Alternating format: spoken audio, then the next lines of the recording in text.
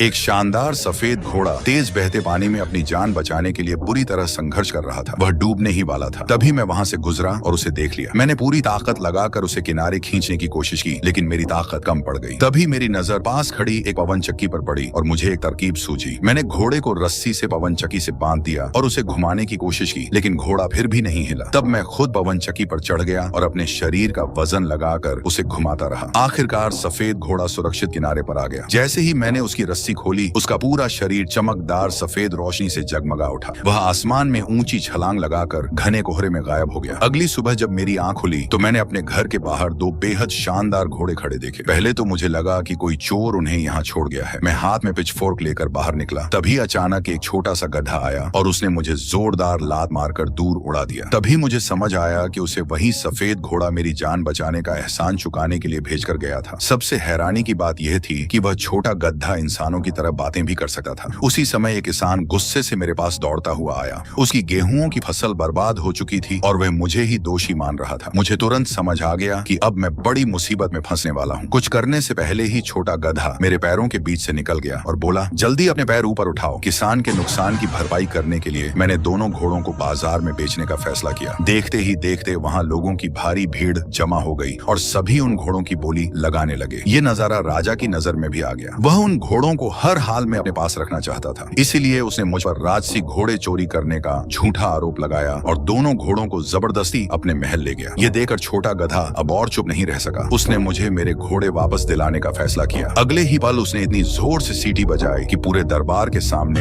राजा की बेइज्जती हो गई। राजा सबके सामने मुझे मार नहीं सका था, इसलिए उसने चाल चली। उसने मुझे महल में नौकरी दे दी, लेकिन उसका असली इरादा मौका मिलते ही मुझे मरवा देना था। उसी रात राजा ने एक भयानक सपना देखा। सपने में उसने देखा कि मैंने उसका सिंहासन छीन लिया है और उसे फांसी के तख्ते तक घसीट कर ले जा रहा हूँ। डर के मारे राजा ने अगले ही दिन मुझे मौत के मिशन पर भेज दिया। उसने आदेश दिया कि मैं रेगिस्तान की गहराइयों में रहने वाले अग्नि फिनिक्स, फायर फिनिक्स का अंत करूं। किंवदंती थी कि जो भी उसके पास जाने की कोशिश करता वह जिंदा वापस नहीं लौटा। मैं छोटे गधे के साथ रेगिस्तान पहुंचा। फिनिक्स को बाहर निकालने के लिए मैंने रेत पर कुछ मेवे बिखेर दिए। पहले तो लगा कि मेरी योजना असफल हो गई है, लेकिन तभी अचानक जमीन लाल रंग से चमक उठी। अग्नि की लपटों में लिपटा एक विशाल फीनिक्स धरती को चीरते हुए बाहर निकला। उसने धीरे धीरे अपने विशाल पंख फैलाए और आसमान में उड़ने लगा। उस अद्भुत दृश्य को देखकर मैं हैरान रह गया। कुछ ही देर बाद उसकी नजर मेवों पर पड़ी। उसने सावधानी से एक मेवा निगल लिया, लेकिन उसे जरा भी अंदाजा नहीं था कि वह पहले ही मेरे जाल में फंस चुका है। मैंने उन मेवों के अंदर नींद की दवा मिला रखी थी। थोड़ी ही देर में फीनिक्स लड़खड़ाने लगा। मैंने तुरंत मौका देकर उसे मजबूत रस्सियों से बांध दिया और उसे राजा के पास ले जाने की तैयारी करने लगा।